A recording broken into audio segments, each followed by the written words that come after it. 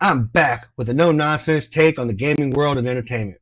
Today, we're diving into a significant controversy involving Blizzard Entertainment and a recent incident that has ignited widespread discussion. Let's break down the key points.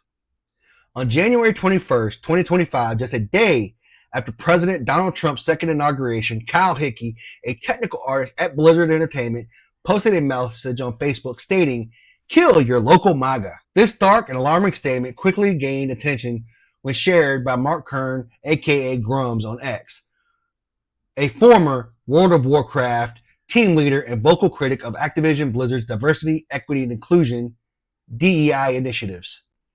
The post drew immediate condemnation from various quarters. Critics, including Grums, highlighted the toxic atmosphere within Activision Blizzard and called for a boycott of Call of Duty until the company addressed such extreme views among its employees.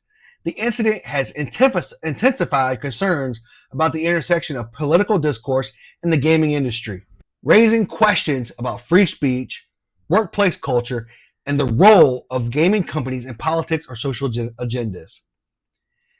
In response to this backlash, Hickey deactivated all his social media accounts, including Facebook and LinkedIn, and took his personal art website offline. Neither Hickey nor Activision Blizzard have released a statement on the matter, which is very concerning because not addressing the call for violence in general is very concerning, at least in my opinion. This controversy unfolds against the backdrop of President Trump's second term, which began on January 20th, 2025. In his first days in office, President Trump signed a series of executive orders, including withdrawing from the Paris Climate Accord and the World Health Organization, reinstating strict immigration policies, and eliminating federal diversity programs. These actions, particularly the elimination of diversity programs, have sparked ongoing debates about the role of diversity initiatives in government and corporate settings, adding fuel to the controversy surrounding Blizzard's DEI practices and the comments made by its employees. As for Hickey, after facing backlash, he did the usual and wiped his online presence. But the story doesn't end there. The larger issue remains. This isn't just about one post, it's about the broader environment that allows this kind of rhetoric to flourish in a company. Critics, including Grums, have called for a full boycott of Blizzard's games, urging the company to address what many see as a toxic, politically charged culture. So now, here's where things get even messier. Here's where things get a lot messier. Activision Blizzard, under President Rob's leadership, has been all in on DEI initiatives. While the gaming frames it as an effort to make the workplace more inclusive, many believe it's doing more harm than good. Critics argue that DEI programs are pushing political agendas that divide rather than unite, creating an us versus them mentality within the company. And when you look at the situation like this one, it's hard not to see how DEI has fostered an environment where people are so hostile to differing views that they are calling for violence. This is what happens when political ideology is prioritized over professionalism. It's not just about one post. It's about the message Blizzard is sending by failing to address it and the broader implications for the gaming community.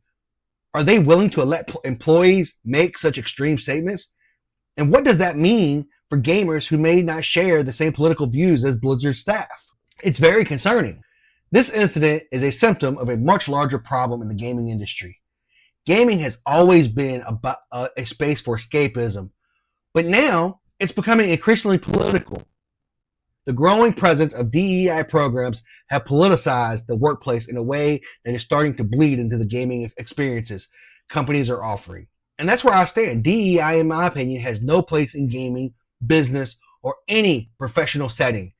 It forces people into boxes based on their identity, not their qualifications. People are hired because they check a box, whether it's race, gender, or sexual orientation, not because they're the best person for the job. And that's a huge problem. This is exactly why DEI does more harm than good. It creates division, stifles free speech, turns every disagreement into a political battle. Look at Hickey's post. He didn't just disagree with someone. He called for violence. That right there speaks volumes about where this kind of thinking leads. If you don't echo someone's belief, the response is to wish them death.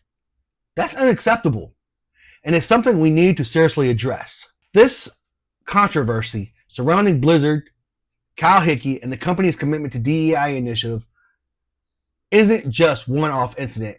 It's a part of a larger shift happening in the gaming world, and whether we like it or not, it's a sign of things to come unless we start pushing back. Companies need to focus on providing great games, not pushing political agendas. If we don't draw a line somewhere, gaming as a whole will continue to be affected by these divisive policies. That's it for today, y'all. I appreciate y'all tuning in. Let me know your thoughts in the comments. I'd love to hear what you think. Until next time, keep gaming strong, and remember to keep your eyes sharp and your aim true. I'll see y'all next time.